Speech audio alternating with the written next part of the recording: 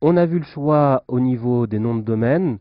Deuxième critère par rapport au choix des URL, là aussi, le fait d'avoir des mots-clés dans ces URL va permettre de remplir un critère supplémentaire. Alors, pour être une nouvelle fois totalement transparent sur ce critère, c'est un critère qui a un petit peu perdu au fur et à mesure des années. C'est-à-dire qu'effectivement, il y a quelques temps encore en arrière, le fait d'avoir des mots-clés dans ces URL, donc cette fois après le nom de domaine, permettait d'avoir un avantage substantiel par rapport à ses concurrents. La technique s'est quand même largement répandue, ce qui fait qu'elle est moins efficace aujourd'hui. Pour autant, ça reste toujours important de mettre des mots-clés dans ces URL parce que l'URL est à la fois un critère technique pour favoriser la prise en compte de son contenu. C'est un critère technique pour Google parce qu'il permet de catégoriser l'ensemble de son contenu, c'est-à-dire de le classer dans des répertoires logiques qui permettent de donner une thématique au contenu que Google va trouver, mais c'est aussi un élément de communication à part entière. Sur l'exemple qu'on prend, site.fr/location/voiture/berlin.html, sans avoir visité le contenu de cette page, je renseigne déjà l'internaute sur le contenu final que je vais trouver et c'est un élément de pertinence supplémentaire. Quand je fais une recherche dans Google, j'ai trois éléments qui vont me permettre de décider si le résultat est pertinent ou pas. Typiquement là, sur cet exemple, j'ai donc le titre qui me permet de me renseigner sur la pertinence du contenu que je vais trouver. J'ai la description et je vais trouver également l'URL.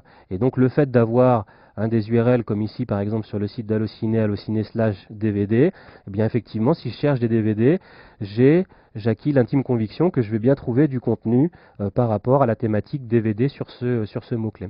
Donc ce n'est pas l'URL qu'un élément technique à part entière, c'est aussi un élément de communication et qu'il est important d'optimiser d'un point de vue du référencement.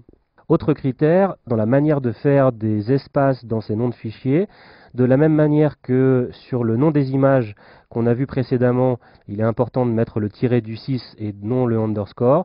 On va retrouver exactement dans la même mécanique en termes d'optimisation où on recommande donc le fait de mettre un tiret pour bien séparer chacun des mots dans les URL et surtout, je dirais, ne jamais laisser d'espace dans ces URL quand on a plusieurs mots indiqués. C'est source de création et de génération d'erreurs pour les personnes qui voudraient mettre en place un lien vers votre site.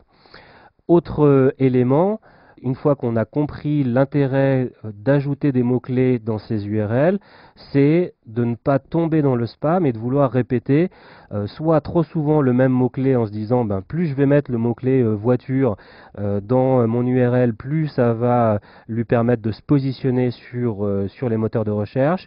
L'expérience nous montre aujourd'hui que le fait de répéter trop souvent le même mot renvoie plutôt comme signal à Google qu'on est en train d'essayer de le spammer et d'appliquer des techniques de référencement. Donc il faut rester le plus naturel possible en se mettant une nouvelle fois à la place de l'internaute pour lui donner une URL qui va lui permettre d'être le plus renseigné sur le contenu et la pertinence du contenu qu'il va trouver en visitant cette page.